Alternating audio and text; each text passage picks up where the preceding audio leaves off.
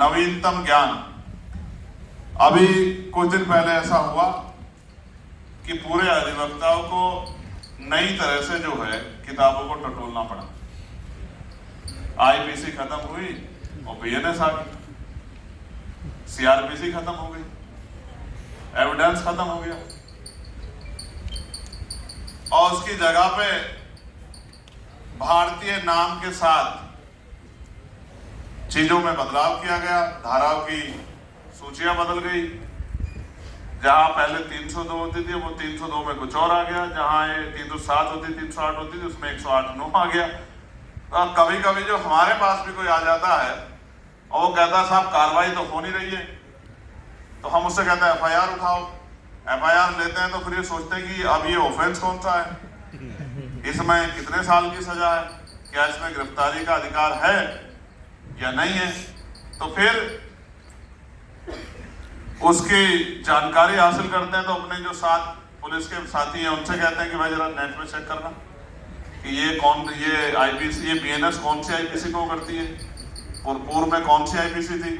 तो इस तरह से ये जो नवीनतम ज्ञान की बात है, मैं वकील साथियों से कहूंगा, वकालत का जो प्रोफेशन है उसकी शक्ति का जो प्रभाव है वो इस आधार पर है कि आपकी प्रैक्टिस कितने दिनों की है। और जैसे जैसे आपकी प्रैक्टिस बढ़ेगी, आपका अनुभव बढ़ेगा, वैसे वैसे आपकी शक्ति और आपका प्रभाव बढ़ेगा। लेकिन उसका पैमाना जाति धर्म के आधार पे नहीं है भाइयों और बहनों। उसका पैमाना अगर है तो वो आपके ज्ञान के आधार पे है, आपके अनुभव के आधार पे है। और मैं आपको ये भी बता दूं वकील होने के नाते कि जो पढ़ाया जाता है और जो प्रैक्टिकल होता है उसमें जमीन आसमान का अंतर है। आप अगर लॉ करें या आपके बच्चे, आने वाली पीढ़ी, आपके भाई करें तो उनको बता दो कि लॉ भी करें वहां कॉलेज में और आके कोर्ट में प्रैक्टिस भी करें, तभी जाके चीज आगे बढ़ेगी। वरना जितना पढ़ के आएंगे और फिर जब कोर्ट में आएंगे तो आश्चर्यचकित महसूस करेंगे कि जहां जो पढ़ाया जाता था और जो यहाँ प्रैक्टिकल है, दोनों में बहुत बड़ा जमीन आसमान का अंतर है। जीरो शुरू करना पड़ेगा। इसलिए जितने अधिवक्ता साथी मुझे मिलते हैं मैं उन सबसे कहता हूँ कि पढ़ाई करो, साथ साथ कोर्ट में प्रैक्टिस भी करो। और बिना गुरु के ज्ञान नहीं होता, इस बात को भी जान लो। एक गुरु भी होना जरूरी है। प्रैक्टिकल थ्योरेटिकल में अंतर जो आप पढ़ते हैं उसको जमीन पे उतारने के लिए प्रैक्टिकली एक गुरु का होना जरूरी है। इसलिए अच्छे वकील, जो सीनियर वकील हैं, उनके नेतृत्व में सीखने का काम करें। जैसे हम 2 पहियों गाड़ी, 4 पहियों गाड़ी घर से चलाना सीख लेते हैं, लेकिन अक्सर उसमें जो है कभी आवश्यकता पड़ने पे ब्रेक की जगह रेस पे पैर रखा जाता है।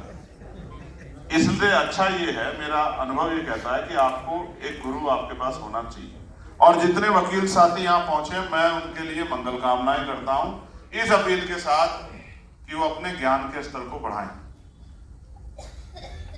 क्योंकि जब आप कोर्ट में कभी भी अपनी बात को रखें तो आपकी डिबेट जो सुनी जाए तो वो सुनकर जो है लोग गौरवान्वित होने चाहिए, तभी आपकी वकालत का फायदा है।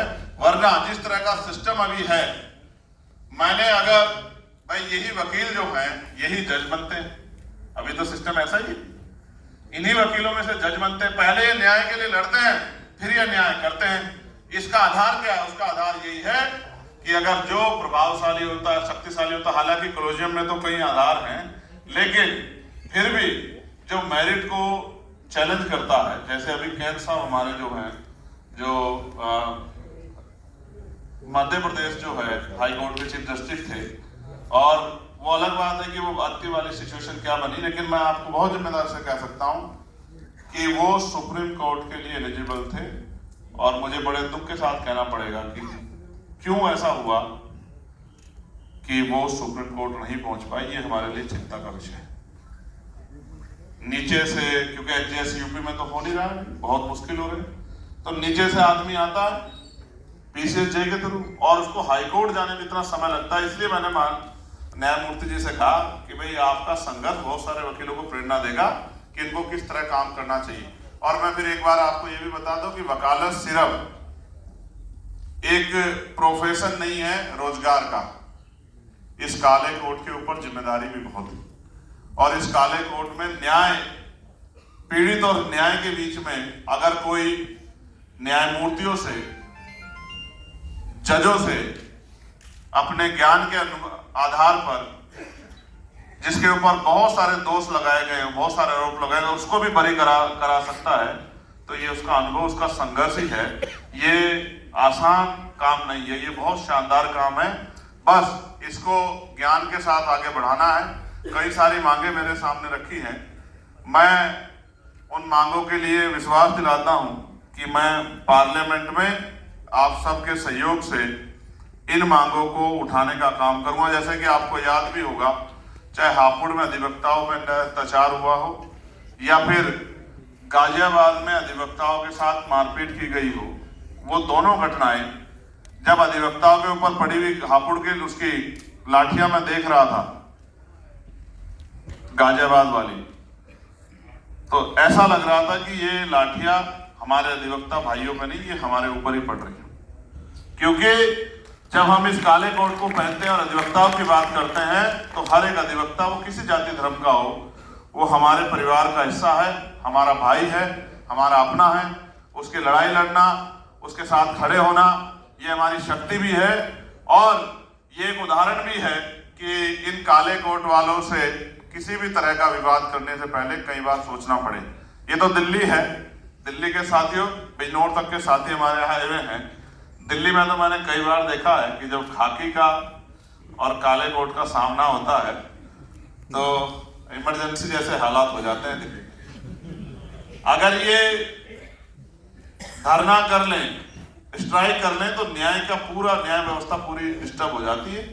तो उन ऑनरेबल जजों को भी ये मांग करनी पड़ती है कि इस मामले को सॉर्ट आउट कर लो। तो बहुत बड़ी शक्ति है और हमने ये भी तय किया है कि इस शक्ति को कमजोर नहीं पड़ने देना है, इस शक्ति को और आगे बढ़ाना है। तो लीगल सेल के जो हमारे साथी हमारे साथ कनेक्ट हुए हैं, उन साथियों को भविष्य में बार काउंसिल के चुनाव भी लड़ने चाहिए और अपनी शक्ति भी बनानी चाहिए। और मेरी तो मांग है कि अभी क्योंकि क्लोजम सिस्टम से हम लोग उस तरह जज नहीं बना पा रहे हैं, तो बार काउंसलिंग में भी अपनी ताकत मजबूत होनी चाहिए। तो उत्तर प्रदेश बार काउंसिल में या दिल्ली बार काउंसिल, जहां भी बार काउंसिल के इलेक्शन होते हैं, हमें अपने विचार व्यवहार से अपनी शक्ति को बनाकर अपनी ताकत जो है बार काउंसिल में भी बनानी चाहिए। क्योंकि उनकी बातों को भी सुनना पड़ता है, उनकी बातों को भी ध्यान में लाना पड़ता है, उनकी मांगों को भी आगे बढ़ाना पड़ता है। जो मांग जैसे हमारे नवनिर्वाचित सेक्रेटरी साहब ने कही कि चैम्बर की समस्या, हाँ मैं मानता हूँ चैम्बर की समस्या है, लेकिन इसका अस्थायी इलाज भी जो है वो भी ढूंढना पड़ेगा। वो तभी होगा जब हमारी बात बार काउंसिल के जरिए मजबूती से उठेगी और सभी बार काउंसिल ये लेटर लिख के दें कि भाई हमारे यहाँ चैम्बर की समस्या है, चैम्बर की समस्या को दूर किया जाए। क्योंकि देखो लगातार अधिवक्ता बढ़ते रहेंगे। सोचो आज 100 चैम्बर नए बना दिए, लेकिन नेक्स्ट और 100 वकील आ गए, तो कुछ मानक तय करके हम लोग इसको आगे बढ़ा सकते हैं। जैसे मांगे आपकी हैं कि अधिवक्ता सुरक्षा अधिनियम जल्दी से लागू किया जाए, इसके लिए मैंने पार्लियामेंट में जोर शोर से आवाज उठाई थी। अधिवक्ताओं के लिए राष्ट्रीय मेडिक्लेम पॉलिसी बनाई जाए। और मैं आपको बता दूं कि मैंने ऑनरेबल जो हमारे माननीय कानून मंत्री, उनको भी लेटर लिख के अधिवक्ताओं की इस मांग को रखा था कि उनकी मांग को सुना जाए। भारत के प्रत्येक न्यायालय में अधिवक्ताओं के लिए पर्याप्त चैम्बर की व्यवस्था हो। अधिवक्ताओं को राजपत्रित गजेटेड अधिकारी का दर्जा दिया जाए। नए पंजीकृत अधिवक्ताओं के लिए निश्चित समय तक उचित भत्ते की व्यवस्था हो। नए पंजीकृत अधिवक्ताओं के लिए पर्याप्त अवधि तक प्रशिक्षण की सरकार द्वारा उचित व्यवस्था की जाए। सीनियर अधिवक्ता जो प्रैक्टिस करने में असमर्थ हैं, उनके लिए उचित पेंशन की व्यवस्था सरकार द्वारा की जाए। अधिवक्ताओं के लिए भारतीय राजमार्गों पर लगे सभी प्रकार के टोल टैक्स समाप्त किए जाएं।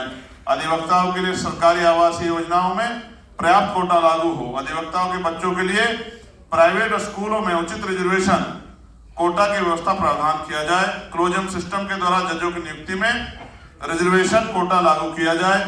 पब्लिक सेक्टर अंडरटेकिंग में अधिवक्ताओं की नियुक्ति में रिजर्वेशन कोटा लागू किया जाए। केंद्र सरकार एवं राज्य सरकार द्वारा अपनी इच्छा के अनुसार की जाने वाले अधिवक्ता SG, SG, AG, AAG, ETC की नियुक्ति में रिजर्वेशन कोटा लागू किया जाए। प्राइवेट सेक्टर में अधिवक्ताओं की नियुक्ति में रिजर्वेशन कोटा लागू किया जाए। माननीय न्यायालय द्वारा की जाने वाली रिसीवर, लोकल कमिश्नर एवं लीगल सर्विस अथॉरिटी इत्यादि में पर्याप्त रिजर्वेशन कोटा लागू किया जाए। SC, ST एक्ट के अंतर्गत दर्ज मुकदमों में स्पेशल पब्लिक प्रोसिक्यूटर, सरकारी वकील की नियुक्ति शासक शिकायतकर्ता की इच्छा के अनुसार की जाने की अनिवार्य व्यवस्था होनी चाहिए और भारतीय न्यायिक सेवा आयोग की स्थापना, न्यायिक सेवाओं के लिए वार्षिक परीक्षा प्रारंभ की जाए जिस प्रकार यूपीएससी की परीक्षा ली जाती है। ये 17 मांगे आपकी हैं।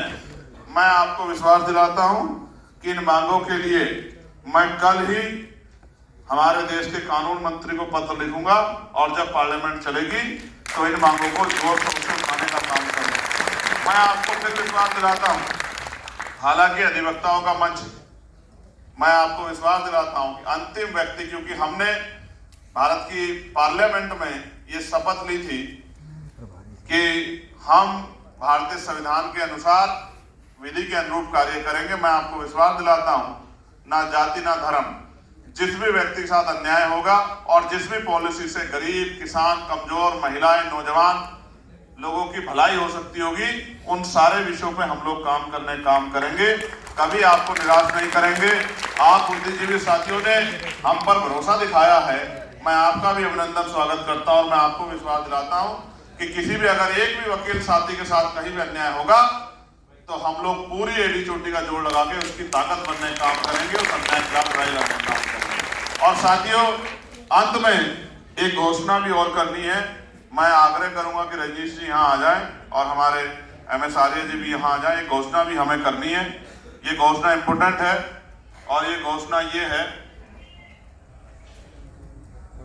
कि bar council of Uttar Pradesh सदस्य पद हेतु रजनीश गौतम जी जो हैं, जो एडवोकेट साहब हमारे सहारनपुर से हैं, आपके प्रथम वरीयता मत वन आशीर्वाद एवं सहयोग के आकांक्षी हैं। मैं आपसे आग्रह करता हूं कि उत्तर प्रदेश के जो हमारे साथी हैं वो इस पोस्टर को अपने दिल में बसा लें।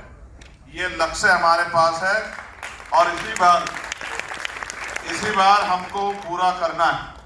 इसी बार हमें इस लक्ष्य को पूरा करना है और उसके बाद अभी हम कोशिश करेंगे कि और साथी भी आगे बढ़े इसी बार, लेकिन भविष्य में आप सब लोग कमर कस के रखो।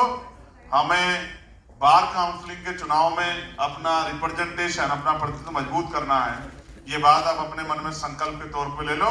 इसलिए मैं इस पोस्टर को जो है चाहता था कि आपके सामने आ जाए, क्योंकि रजनीश भाई और उनकी टीम बहुत मेहनत कर रही है और उन्होंने निर्णय लिया। मैं इसका स्वागत करता हूं। मैं इसका एक सही तरह से एक पोस्टर वो करवा देता हूं। एक बार पकड़ना भाई।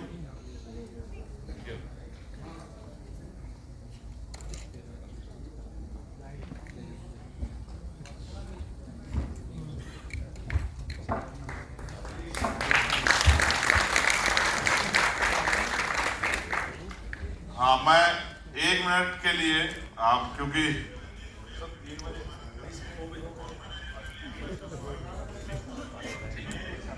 हाँ, दूसरा कार्यक्रम जो है उनका समय हो गया है। मैं आप सबका यहाँ पहुँचने पर धन्यवाद करता हूँ और आप सबके लिए मैं बहुत सारे मंगल काम करता हूँ। बहुजन मीडिया के साथियों का भी धन्यवाद करता हूँ, बहुत मेहनत करते हैं। बहुत बहुत धन्यवाद। जय हिंद, जय भारत।